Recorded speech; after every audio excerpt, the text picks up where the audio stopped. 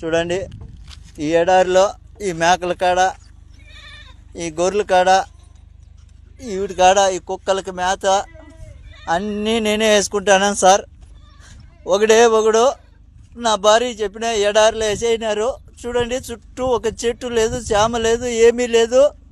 నాకు బతకాలని లేదు సార్, నాకు ఈడు ఉండాలని లేదు. నేను ఎంత చెప్పినా మా భార్య కూడా వినిపించుకోవట్లేదు. ఎవరు చెప్పినా కూడా నా మాట నమ్మడం లేదు. ఆ పావురాలకి, ఈ కుక్కలకి అన్నిటికీ మేత, మంచి చెడ్డ అన్నీ చూడాలి. ఒక్కొక్క రోజు వాళ్ళు వచ్చినారంటే నైట్ 3 అయినా నిద్ర ఉండదు, 4 అయినా నిద్ర ఉండదు సార్. కోళ్ళకి, ఇక్కడ బాతులకి, ఇట్లా కోళ్ళకి అన్నిటికీ మేత చూసుకోవాలి. చెట్లు వచ్చేసి 2 కిలోమీటర్లు ఉన్నాయి సార్. ఆవిడికి నీళ్ళు ఎత్తుకుపోయి పోయాలా, క్యాన్లతో నీళ్లు మోసుకొని పోవాలా. ఈ జనరేటర్లు ఒకటంటే ఒకటి పని చేయడం లేదు. వాళ్ళకి చెప్తే వాళ్ళు కనీసం పట్టించుకోవడం లేదు.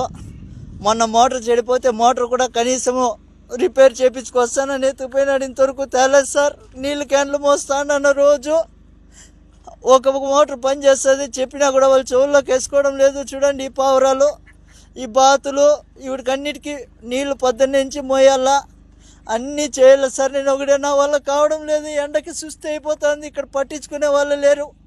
ఇప్పుడు ఆయన వచ్చి 3 రోజులు అవుతుంది సార్. కనీసం నువ్వు తిన్నావా సచ్చినావా అని ఫోన్ కూడా చేయడం లేదు. ఈడ నాకు ఈ పక్క పాములు, తేళ్ళు ఎక్కువ ఉన్నాయి సార్. నేను చచ్చిపోయినా కూడా అడిగేవాడు లేదు సార్. ఈడ నా పరిస్థితి ఇట్లుండదు. నాకు దయచేసి ఎవరైనా సాయం చేయండి సార్. ఈ ఎడారి నుంచి నన్ను బయట వేసేయండి, ఇంటికి వచ్చేస్తాను. ఈడున్నానంటే చచ్చిపోతాను సార్. ఇంక 2 రోజులు ఉంటే చచ్చిపోతాను.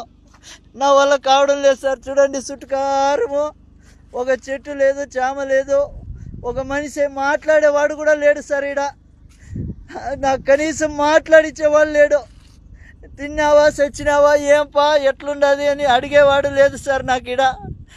నాకు నా బిడ్డలు గుర్తొస్తున్నారు. నేను బతకలేను సార్. ఈడ దయచేసి ఎవరైనా నన్ను సాయం చేయండి. ఈ కోవిడ్ నుంచి నన్ను బయటపడేయండి సార్. ఏం చెప్పినా కూడా ఏజెంట్ కూడా కానీ నా మాట వినడం లేదు సార్. డబ్బులు కట్టు అంటున్నారు. నా కాడ అంత డబ్బులు లేదు. ఏం చేసేది సార్? నేను కూలి చేసుకుంటేనే పని జరుగుతుంది. ఏదో ఇక్కడ నాకు చెప్పిండే పని వచ్చేసి వేరే, ఇక్కడ చేపిస్తుండే పనులు వేరే. ఎవరికి అడిగినా నాకే పట్టించుకోవడం లేదు సార్. నా వల్ల కావడం లేదు. ఎవరైనా దయచేసి నన్ను గడ్డకేయండి సార్. మీ కాళ్ళు పట్టుకుంటాను.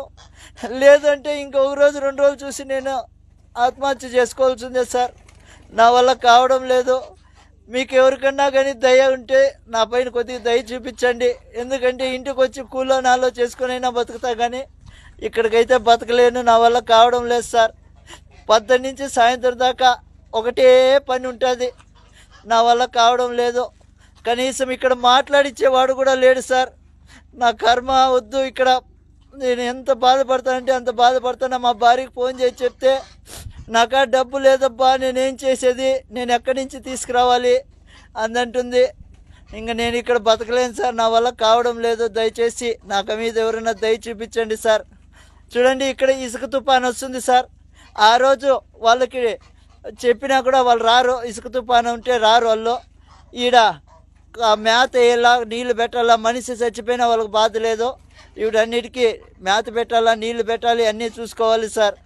కాబట్టి ఎవరైనా దయచేసి నా బాధ అర్థం చేసుకోండి.